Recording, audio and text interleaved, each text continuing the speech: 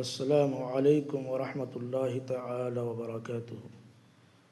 ناظرین و سامعین کرام، رمضان المبارک کا مہینہ عنقریب شروع ہونے والا ہے، اور اس ماہ میں ایک جماعت کے ساتھ نماز تراویح پڑھی جاتی ہے، قرآن کریم کی سماعت کی جاتی ہے۔ بہت سارے ایسے حفاظ ہوتے ہیں جو مکمل حافظ قرآن ہوتے ہیں، مگر ان کی عمر شرعی اعتبار سے کامل نہیں ہوتی ہے کہ جسے ان کی اقتداء اور ان کے پیچھے نماز درست ہو، لہذا نابالغ حافظ قرآن